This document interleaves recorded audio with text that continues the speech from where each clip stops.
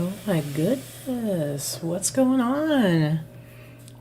Nothing. Why do we have a blue hue over us? I don't know. I don't know what your problem Man, I'll is. tell you. I think we need to invest in a good camera because it drives me crazy. The colors off all the time. But the problem I think is that you have, I mean, it looks cool having the blue on the walls, but having the teal walls I think is what messes with it because it's trying to like auto correct or find the right color. So I don't know how much better it would be with a different camera. What's happening, everybody? Hello, welcome to the show. It's Sunday. This is our Sunday live show. Mm-hmm. We weren't here last week, so we're back. We're back, although we are going to be gone the next 2 weeks because we leave next Saturday on a cruise. We do. Going on another cruise, guys. It's going to be my third cruise ever and my third cruise this year, our third cruise this year. Mm-hmm. How do you feel about that? We're taking a lot of cruises this year. I'm looking forward to it. It's going to be a lot of fun. Always good time. Yeah, I mean, Danica's coming with us again. Mm-hmm. It's our anniversary cruise, so we were like, we're going to bring Danica. I know, right? So she's flying from Texas into Miami. We're flying out to Miami and sailing from the port in Miami. So we're excited about that. I've been on 3 cruises that I've left out of Miami, but not in a number of years. So, and we actually get to see our friends Joe and Robin while we're there because they live not too far from the Miami port, and they're actually going to be picking us up the day that we get back. Yeah. So that, because we have flights in the afternoon and we'll be like hanging out, we'll go get breakfast or lunch or whatever. Yeah, because we get off the boat like in the morning and then we're going to have like all of our luggage. Mm-hmm. And so we were trying to figure out like, well, what are we going to do? You know, it's like you got to figure out, you know, it's like you don't necessarily want to go straight to the airport because first of all, you can't get through security until like what, 3 hours maybe before? 4 hours before. Yeah. And so, yeah, so it's going to be awesome. They're going to pick us up and, but we get to hang out and spend time with our friends. And it's actually doing us a really big favor, too, because otherwise then you got to, like, store your bags somewhere and try to figure out what to do. It's a pain in the ass. Those of you that have done it understand traveling, that's the hardest part, is trying to figure out what to do with the stuff. But yep, exactly. So, yeah, so that's going to be I mean, is it the best idea to take off for a week, like, right in the middle of December? I mean, it's going to kind of throw everything off because all of a sudden we're going to be changing everything to, like, 10-day handling or 6-day handling or whatever. And putting, I don't know, which let's see, Poshmark, you have to go on vacation. Which ones do you have to do? I can do vacation and have it come back early. Yeah. Because you've got like 3 or 4 days to ship on Poshmark.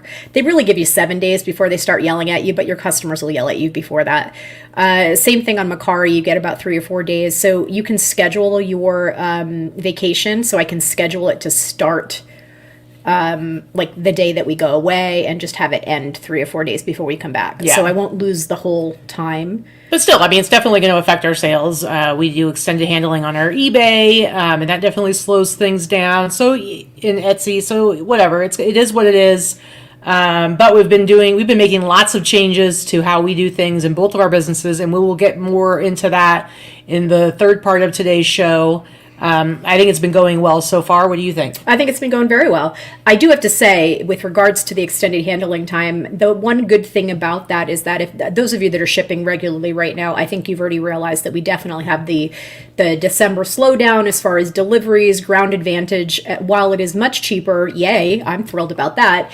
It is also slower. Yeah. Priority is also slower. Priority is like 3 to 5 days at best. There's no like next day delivery, 2-day delivery. It's just not happening in December. And I think we're kind of almost where we were in 2020 with things taking a lot longer.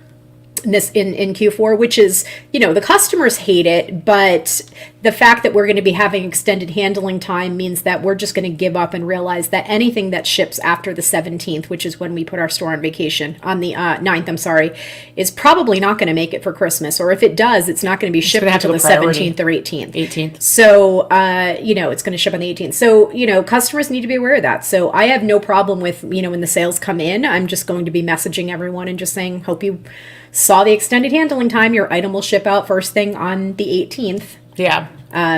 Yeah, we're definitely in the slow, like stuff's taking forever. I have stuff that's not getting scanned. I had like a t-shirt that I sent out it was ordered and I shipped it the same day on the 14th and it's just like nowhere. I mean, at least it was accepted by the USPS, and the nice thing with the ground advantage is is that's going to be covered by insurance if it just never shows up. Another thing I made a mistake with is, so UPS SurePost.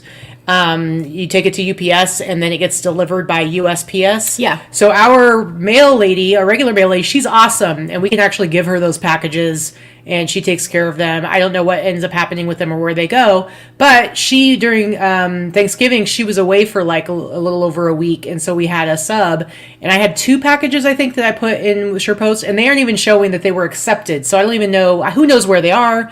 I have no idea. She doesn't scan those in, so those never show. They just take forever? They just take longer. Okay, because I don't know. Does it even make it back to the UPS? Or does it does. UPS does the delivery at the end. No, USPS does the delivery. That's what I meant. Yeah. USPS does the delivery at the end. So yeah, it takes longer. It's whatever. So I don't know. Whatever. It is what it is. But we'll get more into kind of like what we've been doing with our processes when we get to the end. This is our Sunday show. The first part, we look at our numbers for the last week. We're going to be looking at, our gross numbers, look at the breakdown of fees, shipping, cost of goods, that kind of stuff. Middle part of the show, we look at our sales highlights. Usually it's the last week, but since we've been gone for 2 weeks, we have gone back over the last 2 weeks as far as sales highlights, really good sales we've had, interesting sales we've had, stuff we're like finally happy that we finally got rid of. And then the last part, we talk about, kind of what we were able to accomplish or not accomplish in the last week, and then what our goals are for the next week, or I guess for us, what our goals are for the next couple of weeks. Well, we're not going to be back for 3 weeks, really, because we're going to miss 2 Sundays. So so our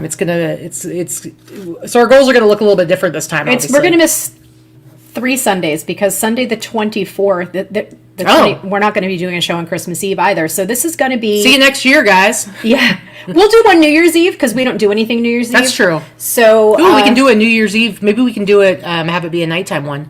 Okay. Like, not obviously. I think we did that last year. I know, but obviously we're probably not going to do it like midnight because we'll be in bed by then. We're old. But yeah, how about we do that for anybody who's like doesn't have anything exciting planned? You can hang out with us. We'll just do an AMA show. Champagne, or whatever beers and champagne. We'll figure it out. But yeah, we're not going to have a show for a few weeks, so hopefully we don't lose all 15 of our watchers. Aretha Franklin, our favorite named and favorite avatar there. Hey gals, Katie, I'm getting motion sickness from your shirt. I'm wearing a Blair Witch shirt and visions of nostrils flashing in my head. It's true. I got the Vicky forced me to go to Marshall's yesterday, and so of course I go and look in the t-shirts because I usually do have like Marshall's. Not so much TJ Maxx, they don't really have a lot of men's stuff, but Marshall's, Ross, what's the other one? I don't know. They tend to have like some good horror tees in the men's t-shirt section, and so I was going to look and see what I can get for $6 or whatever. And so I got this one and a Jaws t-shirt, just to have some, nice new t-shirts. But and then since you were at Marshall's, you were like, I want to get myself what's her name? So this is Katie making fun of my Ray Dunn sweater. Well, when you bought it, you didn't even think about it being Ray Dunn, did you? I kind of knew it was, but it's just like soft and fuzzy, and it's warm and cozy. But I am like the most basic white bitch you've ever seen in your life right now, wearing Ray Dunn on my clothing. Katie's like, "Oh, it's cute. You look like a mug on the shelf at Marshall's." She's not wrong. But yeah, I mean, I couldn't be more basic right now if I tried. Maybe if I was wearing I am wearing leggings and Uggs. I don't have Uggs on, but if I had all 3 of those things on, I think I would be like... You're like, that's your holiday sweater, and I'm like, I think you're just trying to remind yourself not to be a bitch. I need a pumpkin spice latte. I totally do. Except I hate pumpkin spice. Anyway, so like basic middle-aged white lady right here, all in one. So last week we skipped the show because we were it wasn't because of the holidays. Well, sort of, I guess it was. It was because we were setting up for Christmas, doing all of our Christmas decorations, which is a multi-day affair here. If you look last year, you can see we did a tour of our Christmas decorations, and last year it was our first year in this house for Christmas, and so it was quite the challenge. Like, we had to figure out a whole new landscape for how we were going to set set up Christmas decorations. It literally took us 7 days, not 7 full days, but 7 days to completely get everything done. This year we were able to slam it out in 3 days. Like we went, but it was 3 full days. We had Thanksgiving, on Thursday, and then Friday I went and got all the stuff from storage, and then Friday, Saturday, and Sunday we were done Sunday night. I will say, usually Vicky is the one who is real negative Nelly and is convinced that we're not going to be able to accomplish something. I gotta say, Sunday I was right there with her. We neither one of us were too sure that we were going to be able to get done by the end of the day, but we were able to do it. So, which I was really happy about. And then we just had the rest of the Christmas lights put on the house. The outside lights got done yesterday after me complaining. I had a handyman that had been referred to me, and great rates and everything, and he has a good reputation, and I was super excited because it's really hard to get people out here to return phone calls or show up to do, I don't know what it is in the city, and I've heard this from everybody. It's not just us. Yeah. But landscapers, or if you hire a housekeeping company or something like that, anything that you need to come in the service industry. Listen, I'm nice. I pay well. I'm not trying to, cheap out. I don't want people to work for too little. I'm not that person. But you can't even get people to show up. Never mind show up more than once. Anyway, this person that I was super excited to have the idea of having a handyman and somebody that you can call, and he was $50 an hour and can do almost anything. I'm like, perfect. Whenever you need somebody to do like a small thing, right? And that's the whole point of having a handyman, somebody that does odd jobs.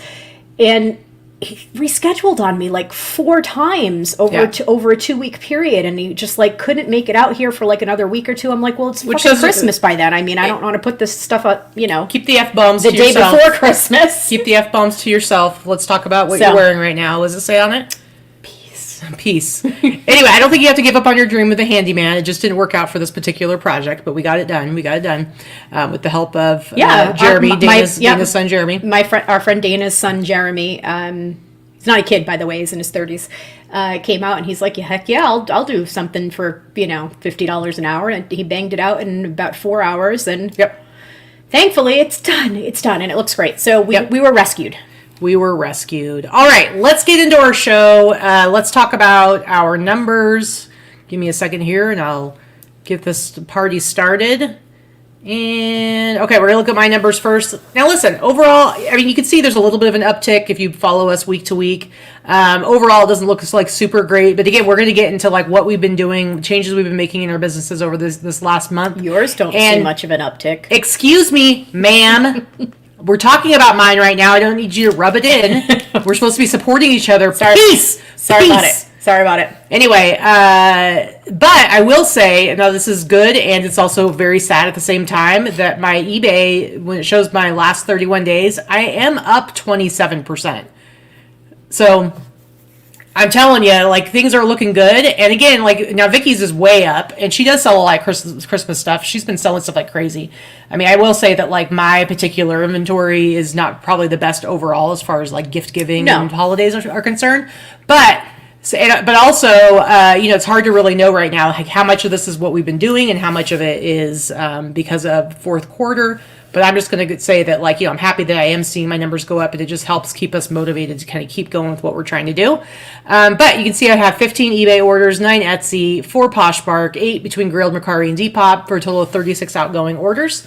eBay, I did break through the 1,000 mark, $1,048.92. Etsy had a decent week. It'd be nice to be hitting over 1,000, but $653.02. I will say Etsy, I am slightly up over last year, like just barely. But I'm down 5%, but I think I'll make it up. Yeah, but last year was down over the year before, so I'm hoping I can get this next year. It's going to be up. Poshmark. $226. I will say Poshmark, I've only been doing Poshmark for a few months now, like 4 or 5 months, and maybe 6 months, and not 6. Yeah, but I just looked at my sale. We were talking about our sales on Poshmark, and I looked at mine. I did like over $1,300 on Poshmark in November, so I was pretty happy about that. Like, that's not bad. If I could keep that up, dudes' clothes and most of it being vintage and not having brand names, just like me. Like, if I sell $2,000 to $3,000 a month on Poshmark, I'm thrilled to do 2,000 a month on Poshmark. My stuff's not searchable by brand name. Yeah. And then between Grill, Macari, and Depop, I hit $379. So my total was $2,306.94.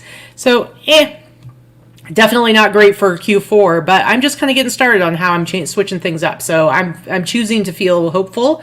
And my shipping, $118.54. You can see the breakdown of fees there. My cost of goods pretty low, $90. And my total net sales, $18.20.90. My gross average sale price, $64.08. My goal is usually about $60. That's pretty good considering you've lowered your cost of goods substantially for you to still keep your ASP that high. I mean, my goal used to be 70, so I have lowered my goal just because I understand that because I'm doing much lower cost stuff, I can't keep up that higher level. But overall, the net, like you can see my net right there, it's $50.58. Like that's really freaking good. Real quick, Michelle, I use Vintage as my brand name on Posh. I actually don't do my cross posting, so I couldn't tell you. Yeah, I do Vintage because, I mean, the nice Robin, thing you're in there. Do you use Vintage as the brand name on Posh? I don't know. The nice thing about what I sell, with it mostly just being T-shirts and sweatshirts, for the most part, it really doesn't matter what the brand is. And if they really care, they can see the picture, the tag, and the pictures. But nobody's generally searching by Fruit of the Loom. Or and Gildan. Yeah, stuff like that. So... anyway, that's my breakdown of my numbers. Let's look at Vicky's. Now she has been doing freaking amazing these last few weeks. Yeah, I mean, it's definitely, again, like you said, I would say 50% is the effort that I'm putting in and 50% is the increase, just because it's November and December. So I had 50 orders on eBay, 19 on Etsy, 12 on Posh, 5 on Macari, for a total of 86 orders this week. I've been shipping my butt off, guys. That's a lot for me. Yep. 25.34 on eBay. Nice. Which is good. Anything over 2,500 on eBay is good. I wish that I was back into 3,000 to 4,000 a week on eBay, but I think those days are gone. $1,306 on Etsy, $650 on Poshmark, $322 on Macari, for a total of $48.12.54. Wow. Yeah, you're kicking my butt on Etsy. Once upon a time, I made more on Etsy week to week, but... So $48.12 gross sales for the week. Yeah, I'm cool with that. I added everything up, by the way, and I just wanted to say, like, for the month of November, I did almost $16,000 in gross sales across all of the platforms. Yeah, well, I know you were finally able to get back over 10K on eBay. I'm back over 10,000 for the last 30 days on eBay. Yeah. I was 5,000 and 6,000 for most of this year, getting over 8, maybe once a month, once or twice this whole year. So, I mean, the fact that I used to be at 10 to 14,000 a month on eBay consistently, things changed, right? Yep. So anyway, that was $557 on shipping, and then you see the breakdown of all the fees. The total costs are high. My cost of goods is always relatively low, as we know. I get most of my items from bins here or elsewhere, and then my total net sales, $3,415. I'm very happy with that. Anything over 3,000 net, actually anything over 2,500 net I'm happy with. Yeah. My goal is to put 10 grand back into the bank every month, So, my gross average sale price, I like to be between 50 and 60. It's right there, 55.96, and my net average sale price, 39.72. So I'm quite happy with my last 7 days. Yeah. God knows it's probably not going to stay that way, but you know what? You never know. I'll take it. I'll take it. Yeah. All right. Do you want to just jump right into sales? Yeah. Okay. So, why don't you go ahead and start here? Oh, look at you and your Coogie lookalike. I know, right? So, yeah, look, I keyword spammed the title. Let's face it, don't care. You know what? I've gotten to the point where I will not be super blatant about it, but occasionally when it fits, I will do it.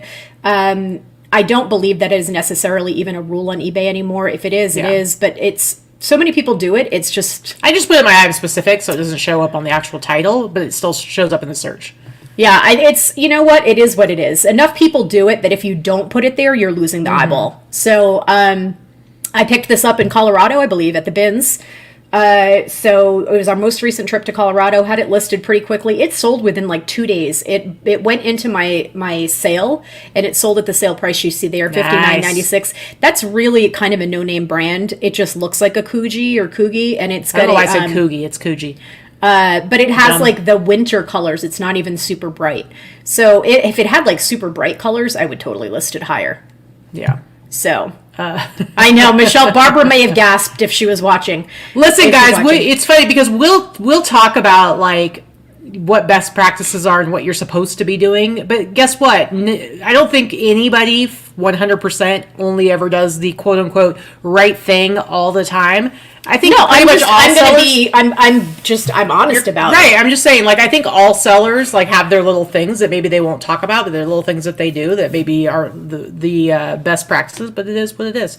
As long as you're not like tricking somebody, I think anybody who's buying a Coogee sweater knows how to look at the tag and understands. Right. And pretty blatant. Yeah. And I never put the whole Biggie Cosby stuff in the title because that's super keyword spamming. Yeah. But yeah. Anyway, so yeah, I paid, a few bucks for it in Colorado and it sold for $60 within a couple of days. Nice. All right. I actually have a grouping of 4 things because this last week was like it was my week for selling vintage tech stuff. And so I just figured I'd show all 4 of these items. So this was like the least exciting of them.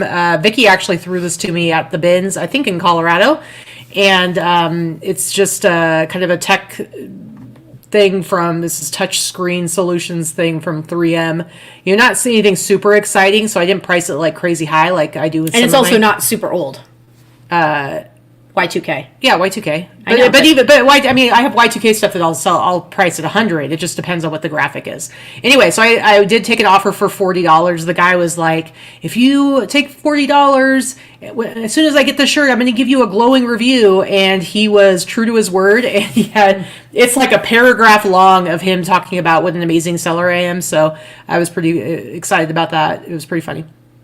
Anyway, the next one, I picked this up at the bins maybe a couple months ago. Master the Mainframe. This was like an IBM contest thing. It's Y2K. I have it priced as $97.99. I did send an offer out for $65, and that's what it sold for. But again, this isn't even like 90s. It's Y2K. It's just a hoodie, and it sold that for $65. Next up, this I also got in Colorado. I either got this at ARC or I actually think I might have been handed this by Ryan, but I can't remember exactly. Now, this one's a little bit cooler than the 3M one. This is from the Computer Game Developers Conference in 1995. So I did price this up a lot higher. I had it at $97.99. And I got an offer for $70. And I was like, you know what? I'm going to sell it. So like those 2 t-shirts both sold like within like some of the money all of the time versus all of the money some of the time. Something like that. I am quoting tech and sports here, guys. I know I feel like I'm part of a cult right now, but dude, listen, I'm not saying that every single thing is applicable to every single person's business. Pick and choose what you want, but I'm learning and I'm listening. Yep. Anyway, sold that one for $70. And then if you watched our haul video that went out day before yesterday on Friday, you saw me show this t-shirt. And actually, this is wrong. It's saying $89.99 because I'm generally always running a 10% off sale in my Etsy store. But this sold this sold yesterday, and it was after my sale had ended and I needed to restart one. So it actually sold for $99.99. So this sold for $100. I said in the video on Friday that that's what I was going to price it at, but I'd take anywhere from like $70 to $100. It sold for $100. And what's funny is it sold to a guy who said it was a repeat customer. So I had to go back and I wanted to see what else I had sold him. The last time I sold him something was in 2018. It was another Sun Microsystems t-shirt. It was from the 90s. It wasn't a very exciting one. It was real basic.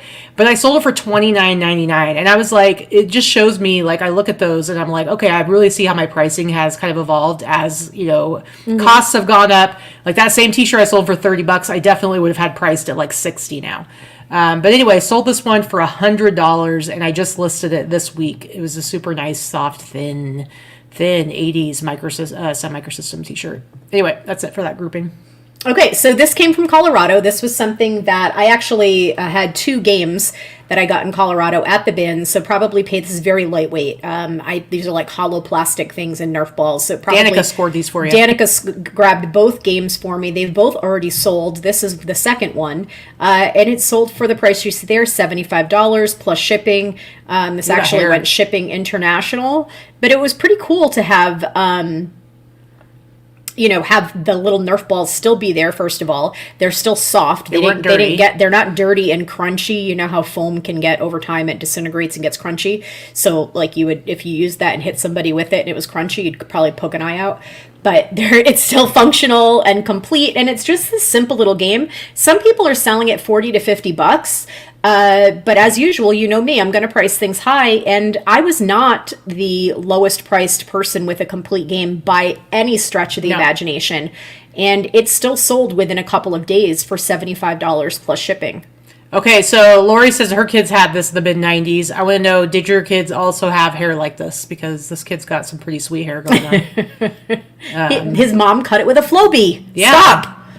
How much money do you think she spent on braces to get those canines down? Quite a bit, because that looks like my poor daughter's teeth before braces, too. Hers were worse than that. All right. Next up for me, check it out, guys. Big Johnson T-shirt. This is Johnson Drivers. I wanted to show this because I actually did sell it for that price, $97.99. And if you've been watching us for a while, you know, like I always talk about how the Big Johnson T-shirts were really big when I was in high school. Guys would wear them to school, and they'd always end up having to turn them inside out. And I always marvel at how I really don't find them out in the wild very often. So whenever I do, I always grab them. But they actually don't sell that great. They don't resell that great. I've sent out so many offers of this T-shirt for like $50, but then it sold for $97.99, and I was like, heck yeah. This is the time of the year that nostalgia really, really kicks in for the holidays. People buy nostalgic games, books, T-shirts, movies, toys. This is the time of the year, and people will spend up for them. I use myself as an example. My little brother, who's only 4 years younger than me, by the way, he's 40 in his 40s. Mm-hmm. So he had this stuffed bear that he carried around until it literally fell apart. Like the eyeballs were resewn, the nose was resewn, the ears were resewn. He carried this little bear around that he got when he was a baby and carried it for probably till he was like 5 or 6 everywhere. He sucked his thumb and he carried it with him. And then at some point it disappeared, right? I think my mother probably hid it or threw it away. I don't remember what happened. But it lived its course. When my brother had his first child 13 years ago, I looked high and low to buy that animal for that same bear for my niece. Only having it in my memory and one Polaroid photo of it, I searched for months and I found it on eBay because he called the bear Freddie. I didn't know Freddie was his name. Freddie really was his name. It was a Fisher-Price bear called Freddie. I spent $150 to get that dead stock new in the box as a Christmas gift. So if I'm going to do that, lots of people do that. Yeah. That's my story. Well, sorry. I mean, I know you're telling stories like me today.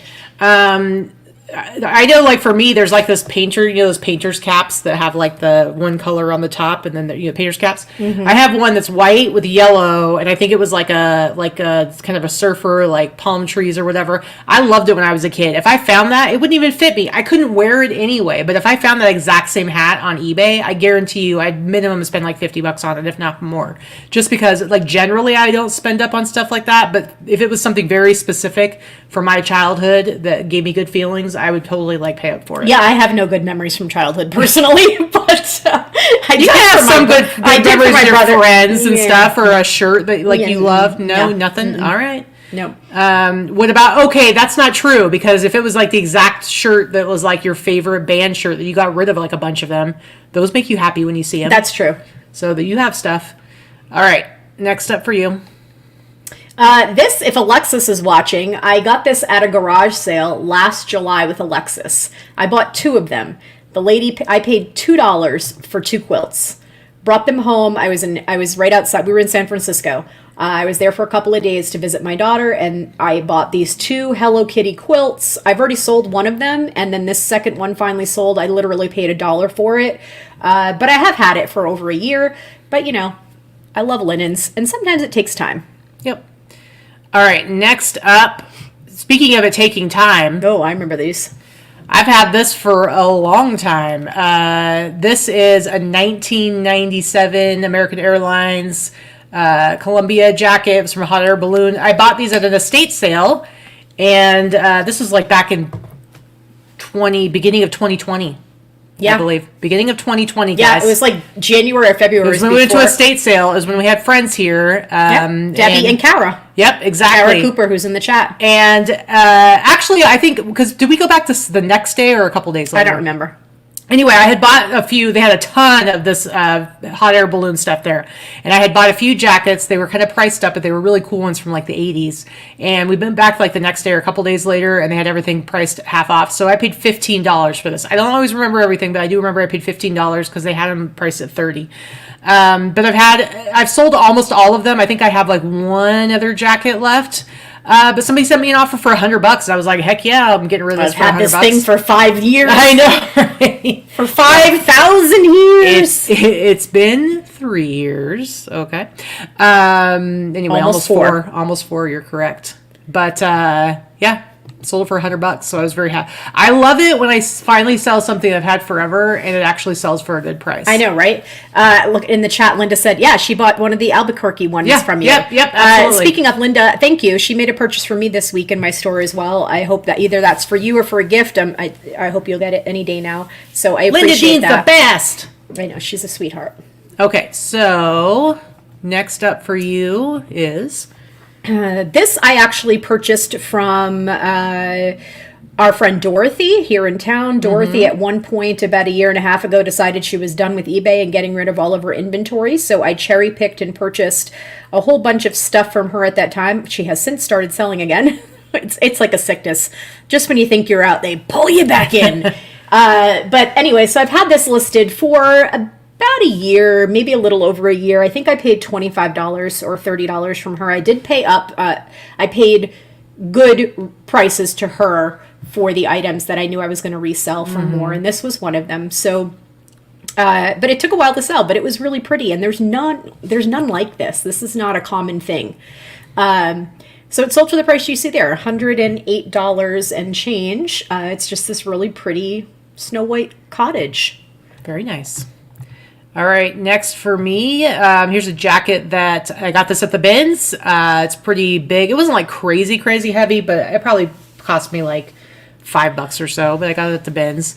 SEMA's the big car show that they have every year here in Vegas. In November. It was just a couple weeks ago. Yep. So this is not vintage, but it's a nice big jacket. And I even had somebody like messaging me when it was actually happening this year, and they were asking about it. And they almost I guess they said that the prices of the jackets there were a little bit better, but I'm thinking they didn't have like the bigger sizes, which is why. Well, this also wasn't one from there. This is someone that works credentials required. So SEMA is not a show that's open to the public. You have to, that's part of it. They say that, but to be fair, everybody in town can pretty much get a ticket if you want to. You just need to know the right people. Yeah.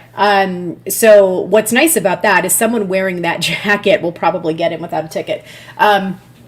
Anyway, it's a cool jacket. Yeah. So, but I sold it for that price, $139.99, and I paid maybe $5 for it. And Kara, yes, that Snow White is probably from Ruth's Hoarder House. Oh, I got some good T-shirts from there. Do you guys ever, like, years later think about that one time that you went somewhere and bought a bunch of cool stuff? Yes, I think we all have that. I wish you could do it again. Anyway. Okay, so this jacket is one of the items that I paid up a little bit for. I paid $25 for this. I know it's in one of our videos from I don't know when, but I paid $25 for this, and I remember buying it at a thrift store and paid $25. The Hara. So the reason why I did is if you look at that tag, Marvin Richards. Like Marvin Richards is a brand that when you find their vintage clothing, pick it up. Pick up their vintage jackets. They're usually well made. They're suede or they're faux fur. They're made really well. I believe the brand was sold at JCPenney, but I'm not sure where else. But Marvin Richards is very well made, nicely made. And you can see that that's real suede, and it has the big, thick raccoon fur collar. It's real fur. It's super soft. And it sold for the price you see there. I knew it would sell eventually. I think it's been through a little over a year that I've had it. But $215 pretty much. There you go. All right, next up is this Alpha Kappa Alpha jacket.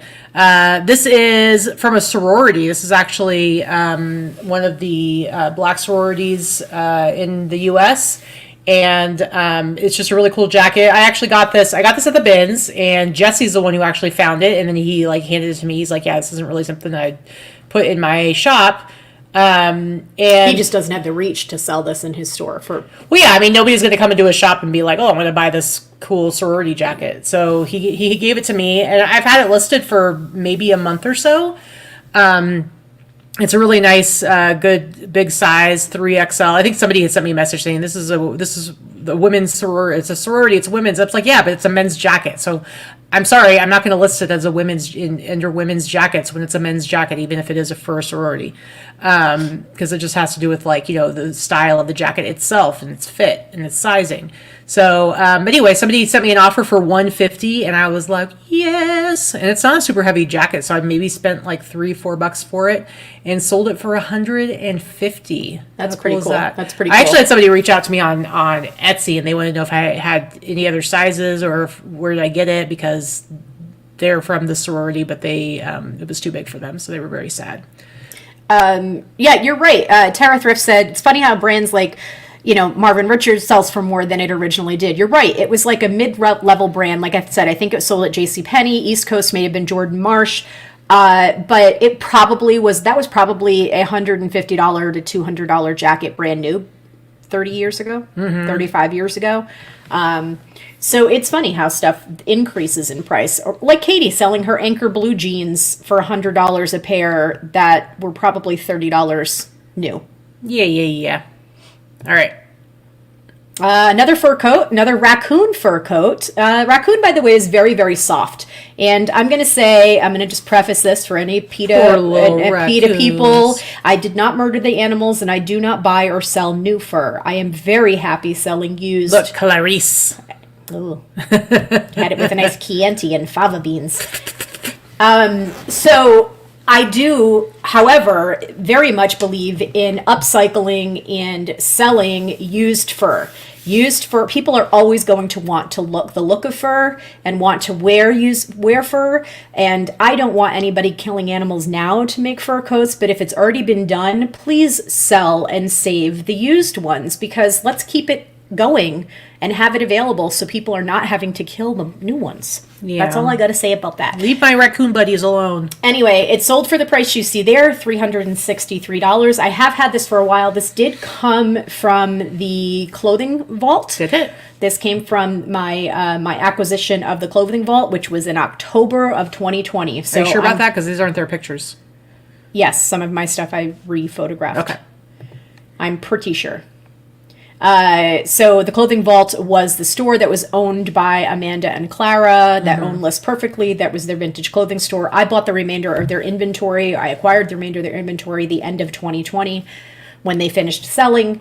And this was one of the items. Very nice. Very nice. All right. Next up, I was getting this ready for the show, and I was putting all the stuff up in the tabs and stuff. And Vicky saw this shirt, and she's like, "What? You sold that for over $60?" And she's like, stupid. Seriously. Okay, here's the deal.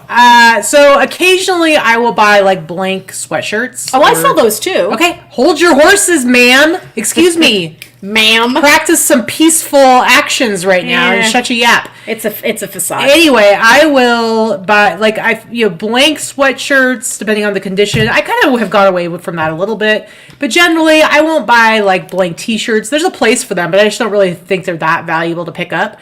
The reason I grabbed this one, I grabbed it in Colorado, is because it was dead stock. So you can see it had the little inspection sticker up here in the corner.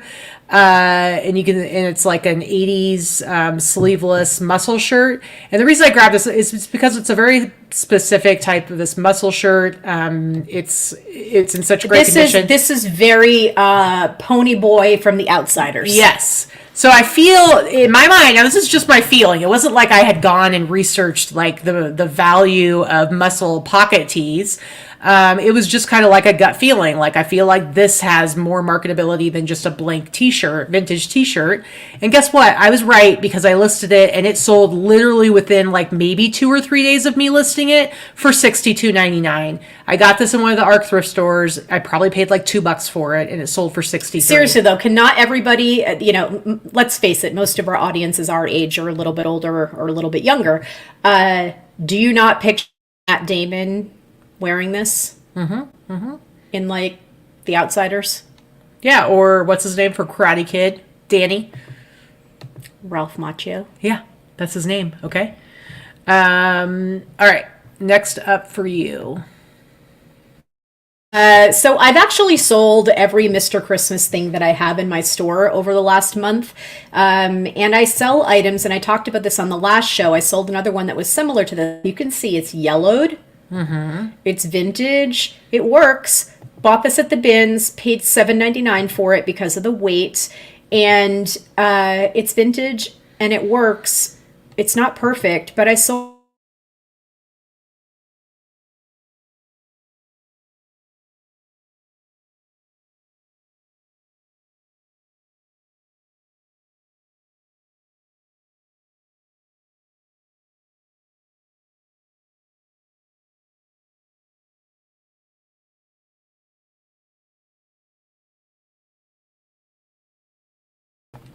Hey guys. All right, are we back? Oh, no, this is still delayed a little bit. So we're back, guys. We are back now. They don't know it yet because they're watching live. So they don't know it yet. Hold on a second here. I got to get us back to sharing the screen. And but we should be. Here we go. All right. I promise we're back, guys. Okay. Nope, wasn't you guys. I don't know what happened, but StreamYard just had a hiccup. Yeah, it's pretty long delay, so just go ahead and start talking about this. All right. Sorry, guys. Yeah, StreamYard had a hiccup. We had to go back in. Anyway, so I did purchase this, like I said, $7.99 at the bins. It sold for the $91 you see there, plus shipping. And yeah, I mean, if you were to go and look for this on eBay right now, I guarantee you're going to find a handful of them in the 30s. So don't be afraid to cross-post and cross-post at higher prices, because all three of my vintage 90s Mr. Christmas items that have sold this month have sold on Etsy and have sold for way more than what they would sell for on eBay. And if you were just comping on eBay, you would undersell yourself. Yep. So who did it 99 said, I think the whole vintage t-shirt market is silly. I don't get it, but it's profitable, just not for me. Yeah, I mean, the crazy, like the crazy more hype stuff where it really sells for a lot, it can seem a little weird and it's a little bit bizarre. I will say, we were talking at the beginning of the show about how we went to Marshall's and I grabbed a couple of like horror tees. They're okay. The quality isn't the greatest. They don't fit, a lot of times like the graphic is like made a little bit too thick and they're kind of annoying. But the worst is the sweatshirts. I don't know about any of you guys have been out like shopping. New sweatshirts. The material, they've so cheaped out. The material they use for sweatshirts feels disgusting. It feels cheap. It feels like garbage. It feels like polyester. It's plasticky. Yeah, so I feel like, a huge part of at least paying up some for vintage t-shirts. This doesn't account for paying like hundreds of dollars or anything like that. But a lot of it is just like freaking quality. The way things were made better. Yeah. That's just it. Disposable fashion, Shein and Fashion Nova and those brands and, and Temu and all that kind of stuff. Don't get me wrong. I'm a sucker for that stuff too, personally, because I'm cheap. And if it sells for a lot of money, I'm going to sell it and not wear it for myself. But that whole concept of fast fashion in general means that nothing lasts. Right. You wash it a handful of times, you wear it for a season, you throw it away or you donate it. I mean, like I said, I can usually find some decent t-shirts. It depends on where you buy them. But the sweatshirt thing, I don't know what the deal is. It's just the grossest feeling, cheapest garbage material. What's up, Allison? Allison says she's a vintage tee purist. I hear ya. Okay. Next up for me, so I grabbed, this was like from maybe a month or so ago at the bins, and I just happened to be like right at a bin when it had like a bunch of vintage sweatshirts and stuff. And this was when I saw somebody else look at it, and I think they were just like, nobody's gonna want that. But I think it's cool. Like generally, when I see like the stuff where it's like, a university and then underneath it says mom or dad or grandma, I do think it takes away from the value somewhat. But for something like this, it says hockey mom. I don't know. I feel like it's different. It's a little bit different. It's still pretty cool. And I thought there was still going to be a market for it. And what do you know? I sold it for $62.99. I maybe paid like $2 for it. $2.50. So I think it's an awesome sweatshirt. It's pretty cool. It's on. Well, I also think that we are the generation that is shopping as well as selling online for the most part. The majority of people that are buying and selling online are the people that are the hockey moms right now. Yeah. But I don't. But you know what I mean, like about the whole like if it's like OSU mom or grandma, it's like I just don't think those are as cool of pieces. But something about this particular one, the hockey mom, I don't know. I feel like it's cool. Allison booked the reseller cruise. Next cruise, dee ba doo pop beep boo. Can't wait. Maybe we should go on our next one first. But anyway, all right. But I like this tag. So this tag, I don't see it a ton, but I feel like I've found over the years, I've found some pretty cool stuff on this particular tag. So just saying. I don't think I've ever seen that tag. Oh, really? Paid attention to it. I don't know. Oh, what's going on here? Look at that. That unicorn is freaking jacked. He's swole. Look at him. He is swole. So I was wondering why this took so long to sell, and then I realized that I have a typo, and it was the typo. San Maros. It's a San Marcos blanket, and I had that typo across every platform. I'm shocked that it actually sold at all, because it would not have come up, right? So it sold for the price you see there, $105 plus shipping. It's a heavy San Marcos. I always say grab the ones that have color. The colored ones sell the best. They all sell eventually, but the ones that have color sell the best and they sell for the most. And if you happen to get the very big ones that are like a king size, those also sell for the highest price. So it's a beautiful blanket. I know I got it at the bins. I don't remember which bins, but it was probably here locally, which means I paid probably $7 to $8 for it based on weight.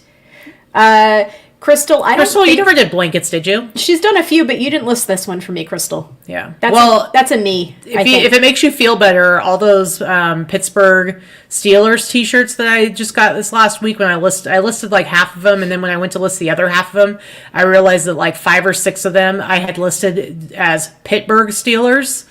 And it was the error. She says she listed this one. Okay. See, Crystal, you didn't even have to own up to it. I was totally taking responsibility for it because I listed. I should have known because the pictures are far better than your blanket pictures. Anyway, asshole. So I had like 5 listings that said Pittsburgh Steelers, but then I had to like fix it on all 6 platforms. So I was a moron. Anyway, all right. Next one for me is this. I don't know how to pronounce this. I'll ask Allison. Do you know how to pronounce this? I think it's up. Oh no, this is Canada. I was thinking it was Alaska. But you're Canadian. Don't you know everything about Canada? Talks.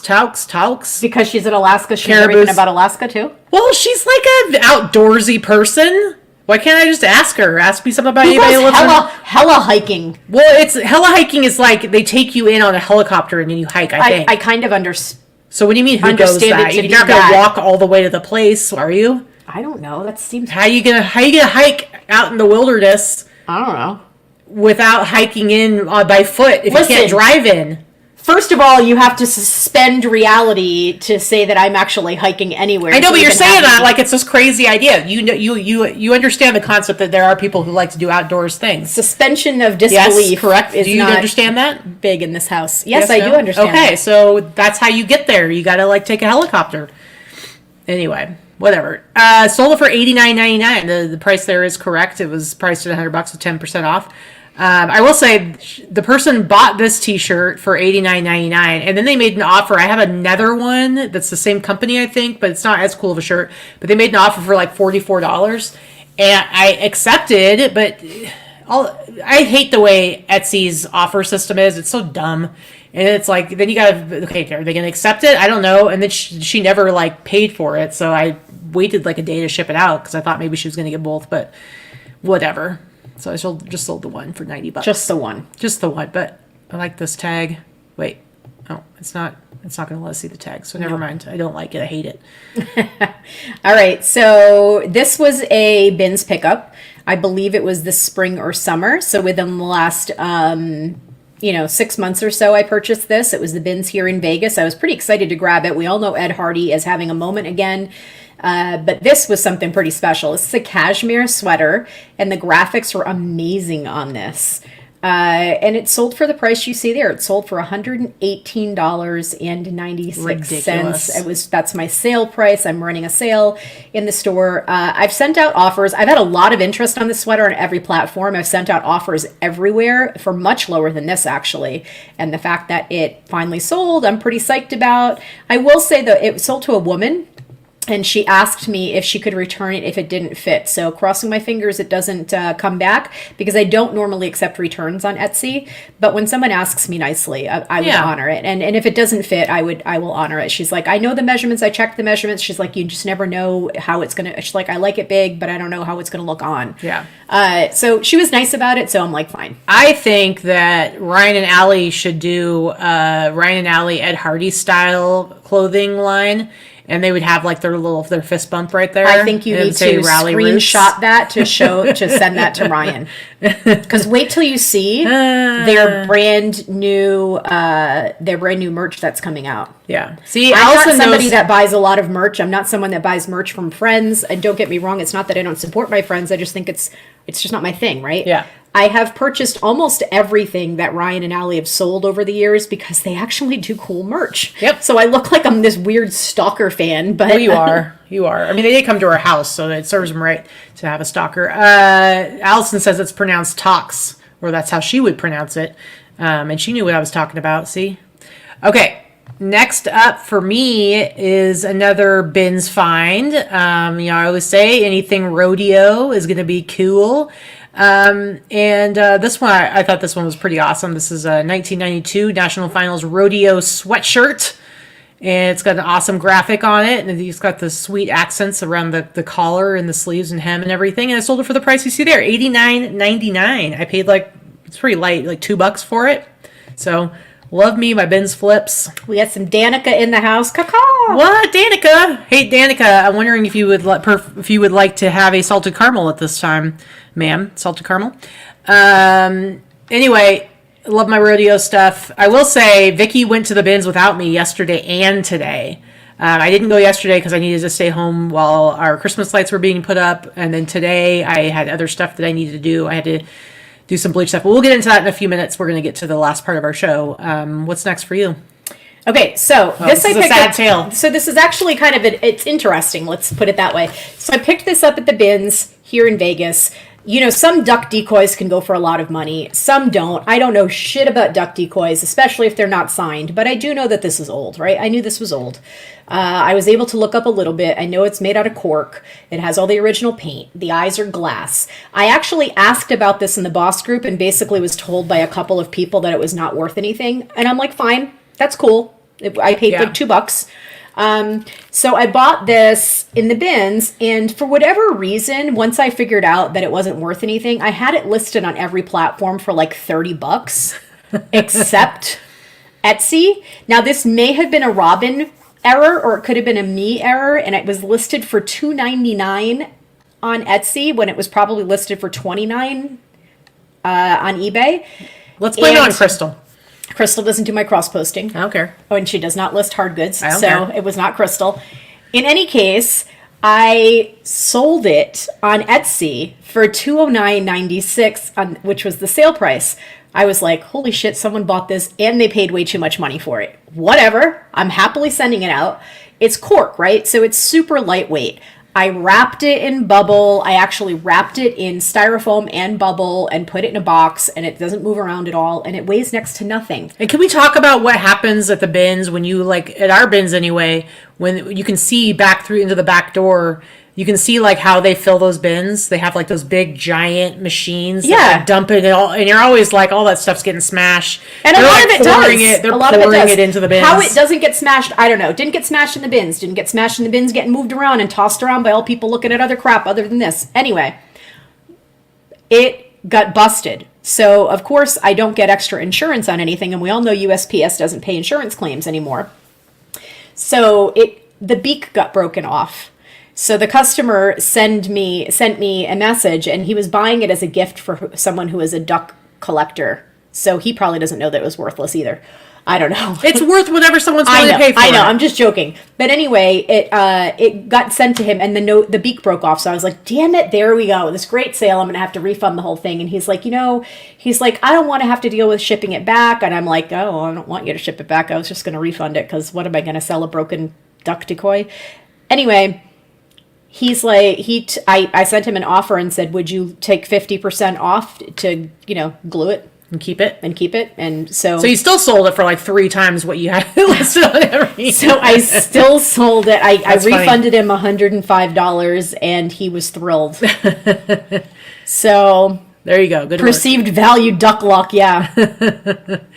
Nice work. Okay, we need to speed things up here a little bit. I sold this California Raisins sweatshirt that I've actually had for quite a while. Vicki and I actually both, we each have our things that we love. We share a deep love for California Raisins for some reason. I never really cared about them like when they were a thing, but when it comes to like the vintage stuff, I don't know, it makes me happy. You too, right? I know, it's fun. Anyway, I've had it listed for quite a while. It's one of those things that they sell for a lot cheaper, like when you look at comps, and but whatever.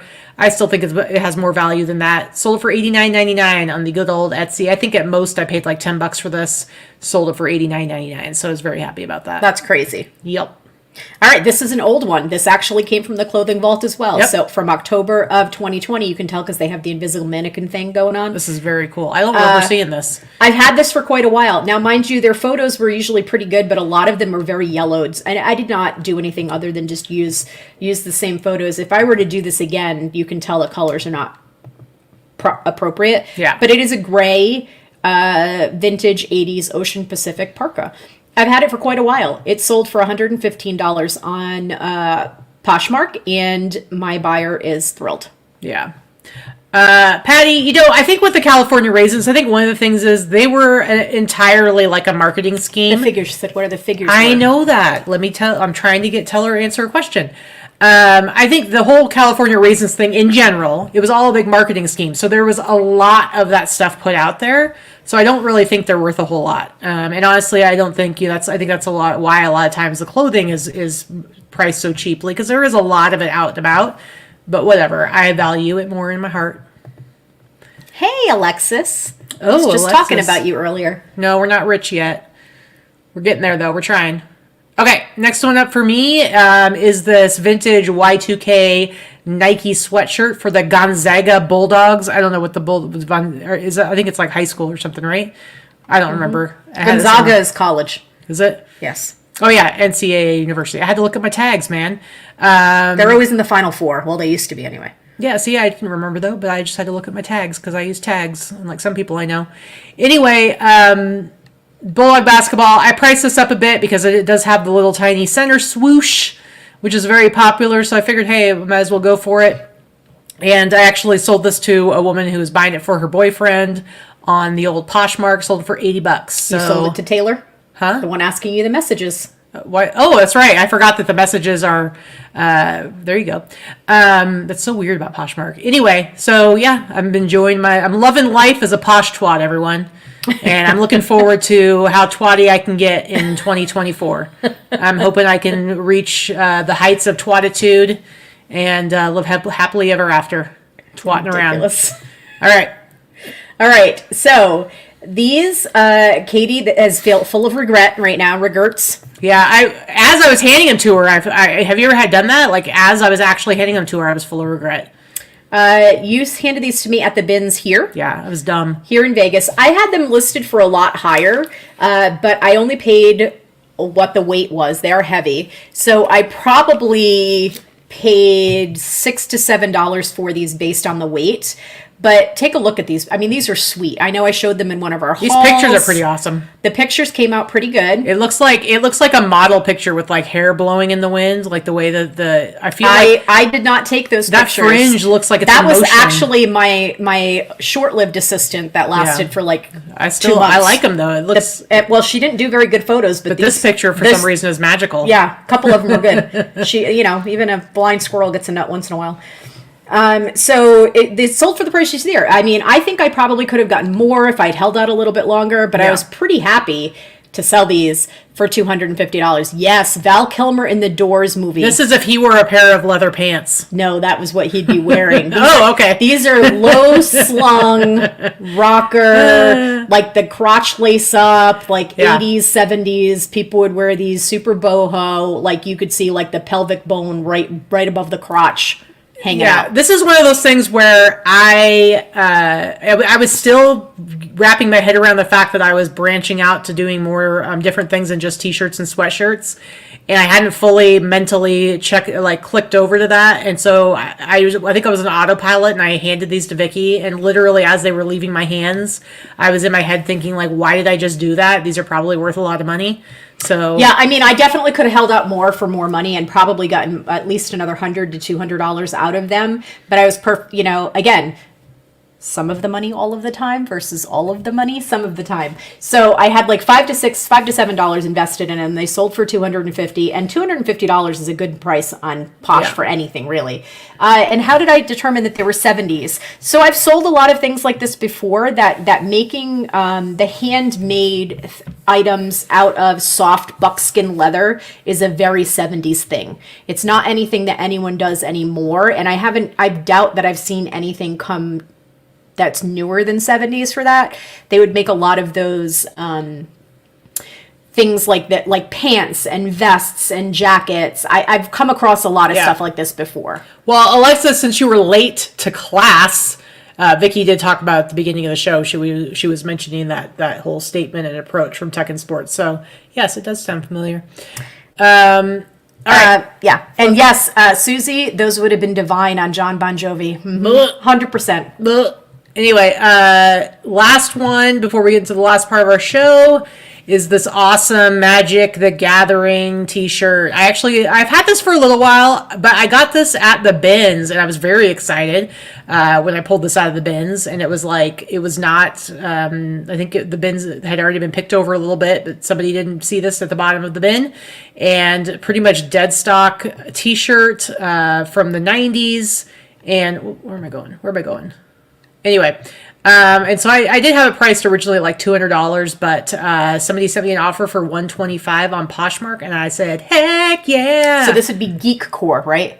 Nerds and geeks. What's the difference again? There's a difference. Well, there's a lot of crossover. So if you're talking about your what's that thing called, the Venn diagram. The Venn diagram. There's a lot of crossover, but I would say nerds are going to be more like scientists and math nerds and like very much about like that kind of stuff, like STEM. And then geeks don't even have to necessarily be smart. They could just be really into playing video games and Dungeons pop culture and Dungeons and Star Trek and Star Wars. They don't. Whereas nerds, a true nerd most likely is going to be somebody who's super smart, super nerdy. Now, obviously, there's going to be a lot of geeks who are nerds and a lot of nerds who are geeks, but there is some subtle difference. Okay. I would say I was correct then in what I'm saying. I mean, I appreciate that you're taking what I'm saying as if it has actual value. So I mean, whatever. Sometimes it does. Okay, so those are the highlights of our solds. Now to get back into talking about goals for the week and things like that. Well, how was your talk about what's happened this last couple of weeks, or what are the changes you've made? How has that been going? We've talked a lot about, yes, I have joined the Tech and Sports Patreon, and I know that a handful of you guys are in there as well. I've never joined a Patreon before. I've never paid for any type of course or anything like that. Now, that being said, I also have only listened to like 2 podcasts. But for me, it is more about being a part of a group and a community that is sharing tips and tricks and accountability and different ways of doing things and how to keep yourself accountable. That for me has been very, very helpful. Yeah. Now, yes, we have our own Facebook group. There's no question about that. However, I want to learn from people that are better than me. If that makes sense. So you're saying the rest of us in our regular Facebook group are just... No, that's not what I'm saying. Can I speak, please? So, we always say surround yourself with like-minded people. Surround yourself with people that are smarter than you, that are better at what they do than you are, because you're going to be stagnant if you're not trying to challenge yourself and learn from other people. And I think that there are a lot of people in that group that are killing it in their game, whatever that may be, in lots of different avenues and different ways of selling in different categories. However, and I know a lot about selling online. I consider myself a very accomplished online seller. I teach people, but I can always learn from other people, and I want to learn from other people. Some of the things are so basic, like being consistent. We've talked about this forever, right? We all know that that's the key to the algorithm, is being consistent and consistently listening every day. But making yourself do it and holding yourself accountable to those goals and actually seeing the results because you're doing what you're saying you're going to do, if that costs me a little bit a month to have someone else drill that into me 100 times a day, then I'm going to do it. Well, I don't know that you I mean, there's a lot. I know there's a lot of content through podcasts and videos and all this stuff. I don't know that you necessarily need to be consuming that if you're just not somebody who normally takes the time to do that. But I am from the little bit I was in the Facebook group when it was free. I mean, any of those key things that are like part of the mantra of that group and like what he teaches is going to come up repeatedly just within the Facebook group. So you're going to get that. Well, there are certain people like him and a few other people in the group that are extremely knowledgeable in the fashion world as far as brands and deep dives on certain brands and being able to focus on, for me, not sell-through rate, because again, vintage is different. I've talked about that, but more about learning more about brands that I would normally overlook and knowing that there are certain brands that have a super high sell-through rate and knowing that there are certain items that sell very well that may be more readily available in your area, looking through like the zip code information. There's just certain things there. I'm going to say, and I don't know tech. I've never met the man. He has no idea who the hell I am, and I'm fine with that. I just want to say that I highly recommend, and I get nothing for this, joining that group if you are looking to find a paid resource to learn from. Yeah. If you are looking to improve your methods, it's $35 a month, and that's the full access to everything, the group and everything else. The group is most helpful for me. But if you're someone that just wants to watch the podcasts, there's a whole bunch of them that you can get. I think it's $5 a month just to listen to the podcasts or watch them. So all I'm going to say is, I highly recommend it, and I'm going to continue doing it. So what I do every day is I optimize and change my titles around and prices around and pictures around on old listings. I do my oldest 30 every day, 30 to 35 every day. I do 10 new listings every day, and then I'm trying to bank 10 to 15 listings. I'd like to get up to be a little higher than that, but for now that works for me. I have a listing bank of over 100 drafts. Now, I have those drafts that are ready that I'm going to be scheduling while we're on vacation. I have never once had sales and go live for me while I'm on vacation, ever. And that's why we travel so much and our sales do this. Yeah. So I am personally feeling better about that. And I just wanted to say, and I'm not sitting here to brag, I know it's Q4 and it's November, December, and this is where a lot of our numbers and sales are coming from. But I'm just going to show real quick, this is my sales graph that shows the last 31 days. Well, you're up almost 75%. I'm up 75% on eBay alone. 74.7%. Yeah.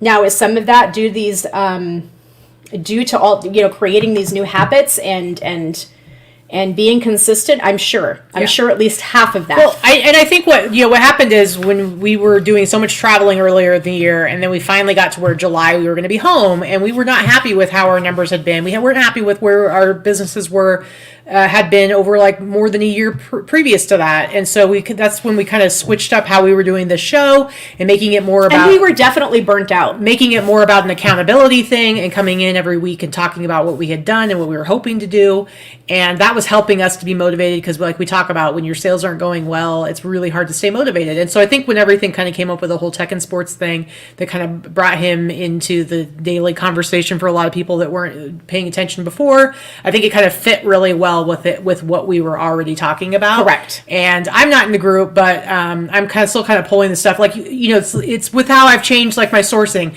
If things aren't going the way that you like them to be going, if things are not going the way they used to be going, you have to change. You have to do something different. And so for me, the biggest thing I'm doing right now, the biggest difference is I am doing the banking thing as well. I've changed to where now I'm doing, and a lot of this came from us having conversations with Alexis. And of course, that was over the summer. That was long before we joined the group, because Alexis has been in the group for a year or two now. So we were kind of getting that stuff secondhand from Alexis and seeing her success.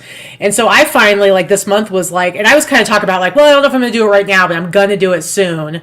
Well, I ended up doing it like starting that day. So this was on the 12th of November, doing the 10 live, pushing 10 new listings live on eBay every single day, 7 days a week, 365 days a year. That's my goal. That's what I'm working on. And so today marks day 22 days in a row that I have had 10 brand new listings go live on eBay. I've done some of the revamping, like what Vicky's talking about, but I'm specifically talking about brand new listings and then banking any extras. So like when we go on our cruise, I need to have at least 100 listings banked because we're leaving on a Saturday and then we're gonna be gone for 7 days. So it's 8 days gone. I want to have at least 2 days more of listings, because I'm not going to get back and like the next day be like, all right, let's get right back into listing.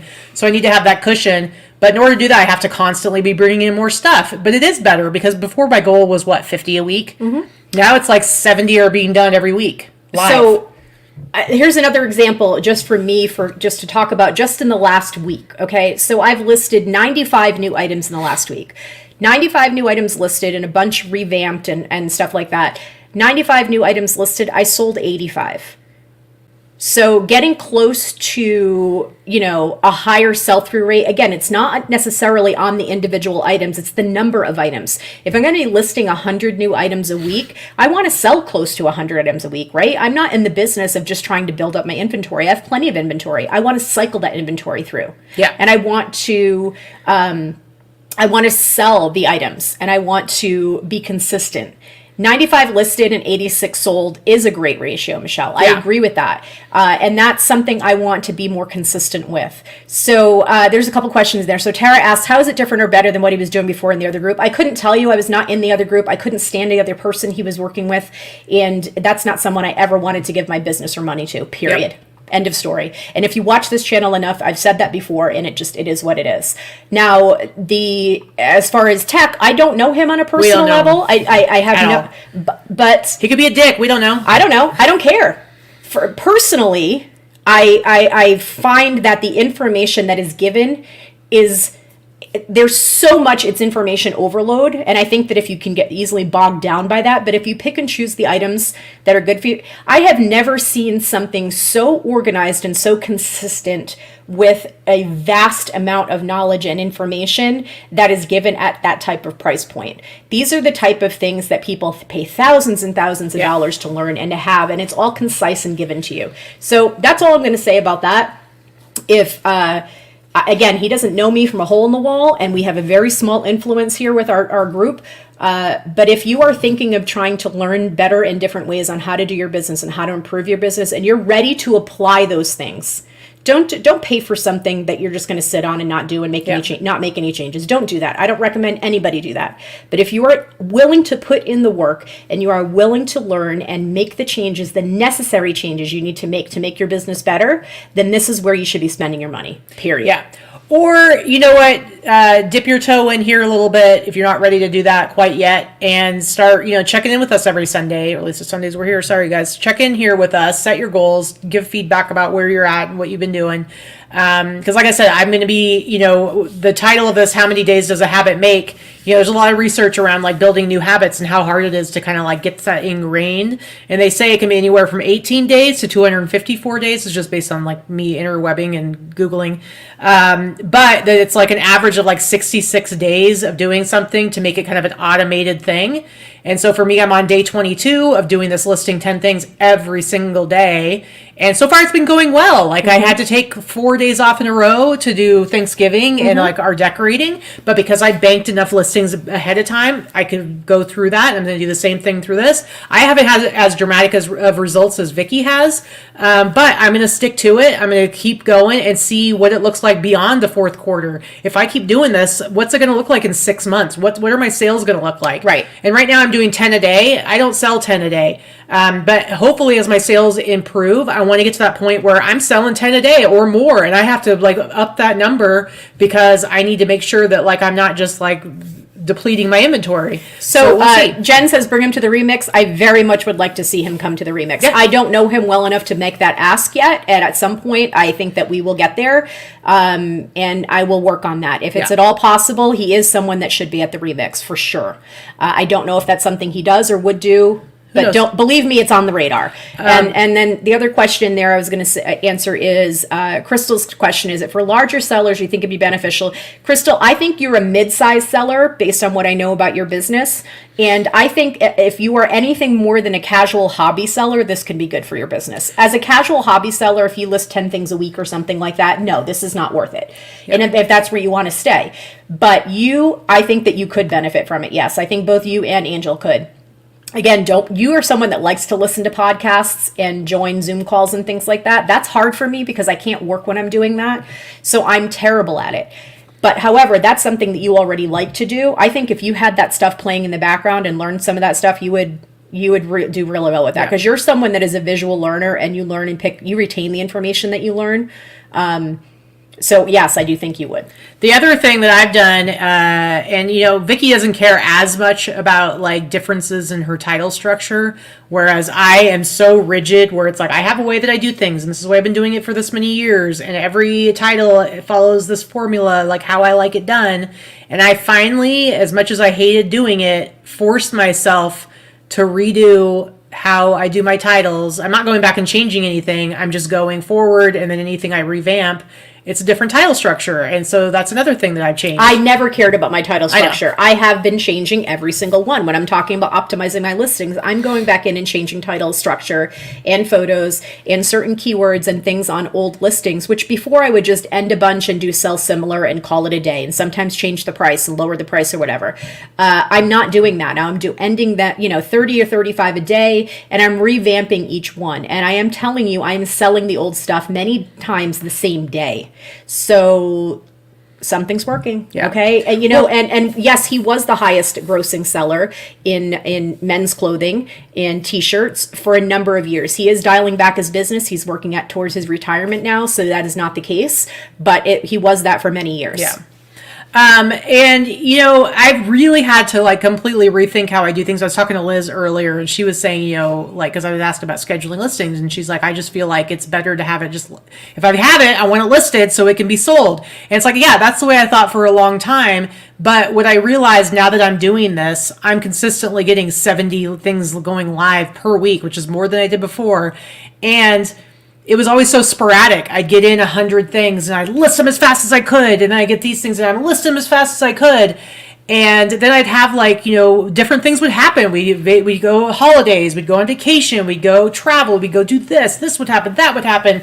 I'd be in the middle of processing a batch of stuff, and it would take me a few days to get through that. And I was constantly missing listing. It was so inconsistent. And now I feel like no matter what, like I'm going to have those 100 listings banked for the cruise. And then once we're back from that, my goal is to always have like 150 listings banked, so that I always have like 15 days of listings banked no matter what, because you never know what's going to happen. Or even if, it sounds like a lot of work, but at the same time, it'll make it so much easier for us to be like, you know what, let's just do nothing today. Let's go do something else. Mm-hmm. And it'll be way easier to do that because I can still hit those goals, and I never have to miss that or feel like I have to make up for that. And I actually get excited now and being like, ooh, I added more stuff to my bank. Boo. So all that to say, if what you're doing now in your business is not working for you, find a way to change it up. That's what we've been doing. You have to. You don't have to revamp individual. You can do, so like for me, what I do is I go to I do my listings by the oldest. Let's say I take 10 listings and I end them. And then I go to my ended listings and I pick those same 10 and I put sell similar. And it comes up in bulk, or it's like kind of, it's all in that thing. And then you can go in and like fix your photos. I know what we've both been doing is changing the main photo. Now it's hard because I have a very specific way I like my main photo to look. But a lot of the stuff about having it come up as an actual new listing when it's being indexed through like Google and stuff is it needs to be a different picture. So if you got a different angle or a different, closer in, further out, change up your title, change up your pricing, make some significant changes. I think the picture though is really important because it's all about that indexing.